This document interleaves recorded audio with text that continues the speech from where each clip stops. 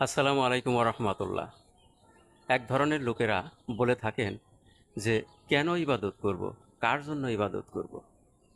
আল্লাহর জন্য ইবাদত করতে হবে। আল্লাহ তো কারো মুখাপেক্ষী নন, তাহলে কার জন্য ইবাদত করব? প্রকৃতপক্ষে তারা নিতান্তই অজ্ঞানী, অজ্ঞ, এবং এ কারণেই তারা এসব কথা বলে থাকেন। কারণ আপনি ইবাদত করবেন আপনার নিজের জন্য। আপনার নিজের জন্যই আপনাকে ইবাদত করতে হবে, আল্লাহর জন্য নয়। একজন চিকিৎসক একজন রুগীকে যে চিকিৎসা দেয়, চিকিৎসা দেওয়ার পর রুগী যদি বলে আমি কার জন্য ঔষধ খাবো, ডাক্তার বা চিকিৎসক ঔষধ দিয়েছে বলেই আমি খাবো, তার কি কোনো উপকার হবে? আসলে কিন্তু তা নয়। ঔষধ দ্বারা রুগীরই উপকার হবে। কাজেই রুগী যদি ঔষধ না খায় তাহলে ডাক্তারের কিছু আসবে যাবে না।